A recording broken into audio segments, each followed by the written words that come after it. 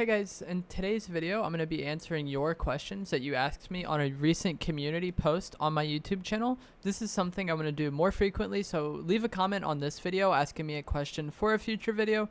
Try to keep it something that can be like a discussion topic, and maybe even come back to this video if you do think of a good question. A question that's just simply answered by yes or no really isn't that great for a video such as this one. If you do enjoy videos like this, please do let me know in the comments. Also, remember to leave a like and subscribe if you would like to see more. The first comment is going to be, or first question I should say, is going to be from Buzz Gaming. He asks, do you think the game at its current state is dying? Because it definitely is for me. Also, are you ever thinking about changing your room or the camera angle anytime soon? So the first point, is Fortnite in its current state dying? I would say for most long-term players or people who have been playing the game for a long period of time, the game is definitely in a downswing, but that's typically what is going to be experienced at the end of a season. Most of the time towards the end of the season, we're just kind of waiting for the new season. We're waiting to see what's coming next. The ends of seasons are always kind of a dull period in Fortnite. But with Season 10, they did a lot of things that made a lot of the community unhappy, with things like the mech, the junk rift. There's just a lot of things that were added or done that a lot of players didn't like. Also, skill-based matchmaking has become a hot topic for a lot of players recently, especially those who play a lot. I personally, if skill-based matchmaking is not changed next season, it's going to be hard for me to enjoy this game. What I do and what I enjoy doing is pub stomping, and skill-based matchmaking really hinders that. So I would either have to do something different, like focus more on competitive stuff, or maybe play a different game if they keep going down the route that they have been going down with skill-based matchmaking, because pubs in their current state are not enjoyable to play at all. From my perspective, they're really, really campy, really slow paced. And from a viewing perspective, I think they're really boring as well. I think the best case scenario for what they could do with skill-based matchmaking is either have it to where it only affects really low ranked, really new, unskilled players. So if you determine that somebody is really bad at the game or new to the game, they get put in their own lobbies with players who are also bad at the game and bots. And then once they become good enough, they graduate out of those lobbies and go into the normal lobbies. Rather than stack ranking everybody and trying to make every match really sweaty, protect those new players. I agree with that sentiment somewhat, but leave the majority of the game alone. This could also just be done in Arena. If you make a new account and play on Arena, you're going to get really easy matches. All these players who have been complaining about sweats could have played Arena, and if they weren't good, they would have gotten easy lobbies in Arena. But I feel like a lot of those players complaining about sweats would just get out of those lobbies because they don't deserve to be there. The newer players could play Arena. The really unskilled players could play Arena, and that would give them a chance to actually learn the game and improve. So thank you for the question, Buzz. As far as changing my room or camera angle, probably not. I have used a hand cam before, and it's just really difficult to play. So sometimes I'll probably use a hand cam, but it's difficult to play and be concerned with my hand cam at the same time. So that's why I don't do it that much. The next question is going to be from Galaxy Cosmic. And they said, after not playing Fortnite for a while, how can you get back on your feet? Also love the videos and keep doing what you're doing. As far as a new player or a player returning, I would say play Arena. If you already have a lot of Arena points and you haven't played for like 2 months, make a new account and play Arena. You're going to be playing against newer players. And I know smurfing is against the rules or whatever. I don't consider this smurfing if somebody hasn't played the game in a while and they need to play against those new players to refresh themselves with how the game is played. Something like Zone Wars can also be really good with this, just the mechanics of the game. You won't really learn the map or rotations that you want to do or whatever, but just getting more comfortable with the mechanics of the game can easily be done in Zone Wars or something like creative with edit courses. So that's what I would recommend. Do edit courses, play Zone Wars, play Arena on a new account, and you'll able to refresh yourself with the game again. Also watch streamers, see what they're doing, see what the meta is, whatever. But Zone Wars and Arena would probably be your best bets there. Timmy asks, what are some stuff you want kept from Season 10 into the new season? Personally, I like weapon balance. Weapon balance is kind of okay right now, especially the shotguns. I think that's what you're talking about. The shotgun balance is probably the best that it ever has been, and I would like to see that stay the same. The only thing I could really think of is the Zone Wars playlist. I think that should be a permanent playlist for just forever. I think it's something that's really fun to play, and it's like a nice change of pace for players who play a lot of Battle Royale. And then it also gives people a way to improve. Like those players who are struggling to learn the mechanics of the game, they don't know how to build, they don't know how to edit. playing Zone Wars and getting to practice that, and then also potentially spectating players who are better than them in between rounds after they died could help a lot of players, I think. So I think Zone Wars should definitely stay, and they should just cycle out the maps every now and then, like once a week or whatever. Take a map out, put a new map in. This encourages players to make new things. It encourages players to come back and try Zone Wars, keeps the playlist fresh. This is definitely something that could extend the life of the game, because you would just have so many different portions of the community more interested in Fortnite because of this. Cloud asks, if I was to be bad at Fortnite, what would be the quickest way to improve? What makes someone good at Fortnite? What is the most valuable Fortnite skill? Example, building, aim, etc. So if someone's bad at Fortnite, the quickest way to improve would be to watch streams, play arena, and play Zone Wars or creative, like I was talking about before. Do an edit course every single day, but when you log on, to warm up, and you're also just going to be getting better mechanically by doing that.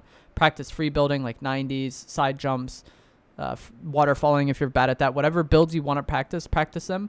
Watch streams so you can see what your other players are doing that you're potentially not doing. And then arena is going to help you fight players on your own skill level. And if you're a newer player or a player who's less experienced, this is probably going to be the best bet for you. Currently, there is skill-based matchmaking in pubs, but I don't know if it's going to stay that way. Arena pretty much should always function, that new players or bad players fight each other. So that's why I would say go to arena. And then do Zone Wars. Like I said, that's probably the best way to practice mechanics, is Zone Wars and creative. What is the most valuable skill in Fortnite?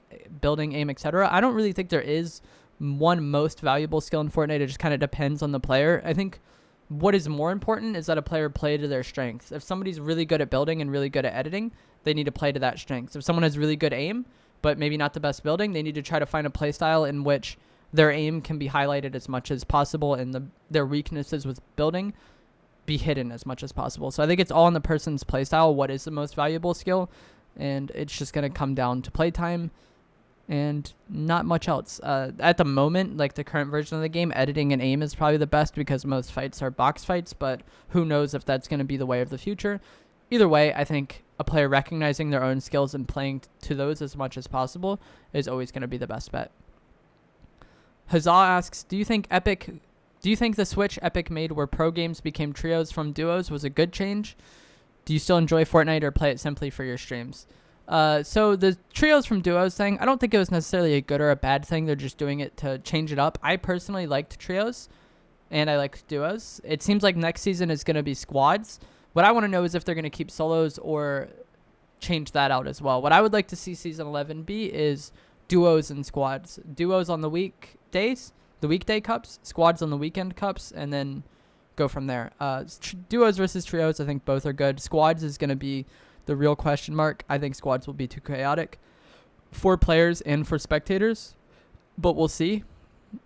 And then the second part, do you still enjoy Fortnite or play it simply for your streams being the same? Yes, I enjoy Fortnite, but it's incredibly tilting. Like, the reason why I complain about this game so much is because I like it so much. Like, I've seen lots of players complain and be like, streamers are always complaining even though this game made them. Yeah, that's why they're complaining, because they want to play the game that they enjoyed. The game that they enjoyed was taken away. Like, for me personally, skill-based matchmaking, the way I enjoyed the game, playing aggressive and going for high kill games and solos, basically was taken away with skill-based matchmaking. So yes, I'm going to complain about that. It's not because I hate the game, it's because I want it to get better. And that's how most players are. I think most people are complaining because they want it to improve. If somebody actually hated the game and didn't care about it improving, they wouldn't still play it. They would just go play something else. Like, a lot of the Fortnite community complains a lot because the core of the game is so good, but there's always something on top of it. There's always planes or the Infinity Blade or Siphon being taken away or ballers or the mechs. There's always something that gets in the way of players enjoying Fortnite, and that's why players complain so much. Noobtastic asks, do you think skill-based matchmaking is just a test and it won't be a full-time thing? I think it's here to stay. I don't think they're going to get rid of it. I think they will change it in some way, maybe, but I think for the most part, skill-based matchmaking is here to stay, unfortunately. Ross asks, do you think a new map could make or break Fortnite? I'm nervous that Epic creating a new map could be them combining a lot of their poor ideas recently into one big mess, because there's only been one good POI all season, and that's because of a promotion. So the second part of the question, saying that they've had a lot of poor ideas recently, he's referring to the rift zones that we've had throughout Season 10. Things like zombies, no gravity, taco time, prop hunt. He's saying things like that are bad, and that the one good POI has been Gotham.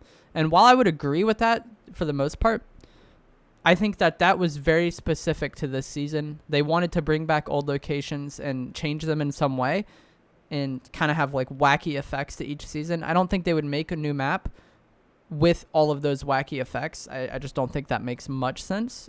But wouldn't make sense to me in the first place. I think if we do get a new map, it'll be mostly normal and that there won't be rift zones. And then could a new map make or break Fortnite? I think it could. If it's really good, it has the potential to really make the game more interesting to new players. Or not to new players, but people who have played the game for months and months. Because if you're a Fortnite player who's been playing this game since it came out, you've been playing for 2 years. And sure, the map has changed, but if you've been playing constantly for 2 years, those little changes get old quick. Like changing one POI, that gets old after a few days. A whole map overhaul and I guess like just a brand new map gives so much potential for the game to be fun for longer periods of time because it's everything new at once. There's so many new things to learn. There's new rotations to learn. Just late game is going to feel different every time again for the first time in quite a while. So I personally am excited for a new map. I think the one thing that could stop me from enjoying it is once again skill-based matchmaking, because if pubs are boring to play and really campy, it doesn't matter if it's on the best map in the world.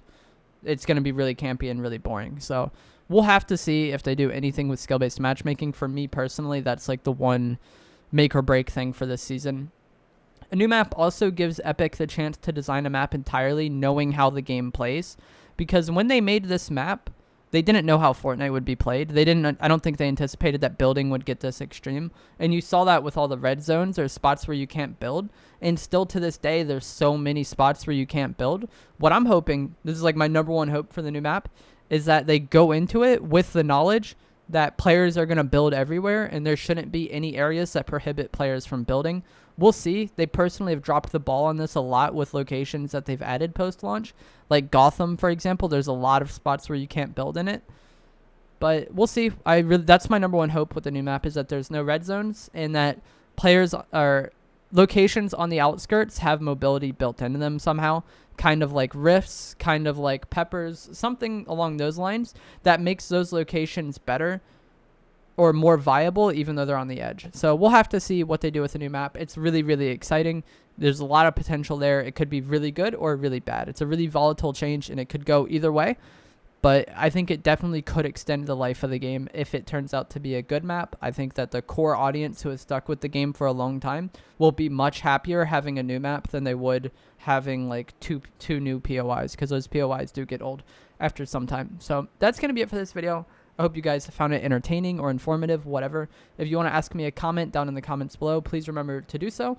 And like I said earlier, try to make it something that can be a discussion, not a simple yes or no. Like, for example, on this, a lot of people ask me, like, do I think Season 11 will be good? Or what am I hoping for in Season 11? A lot of questions like that weren't really that great for a video format. So try to keep it something that can be discussed or at least, like, explained in some way. If you did enjoy the video, remember to like it, subscribe, and I'll see you guys another time. Thanks for watching.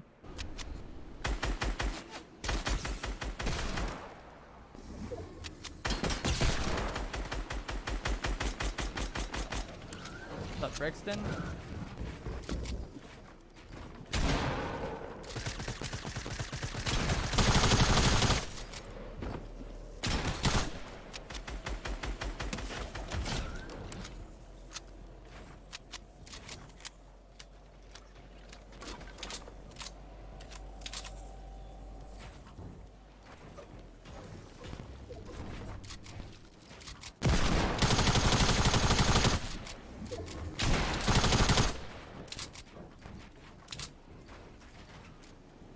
Legit got the luckiest bloom on all those kids, like, launch padding.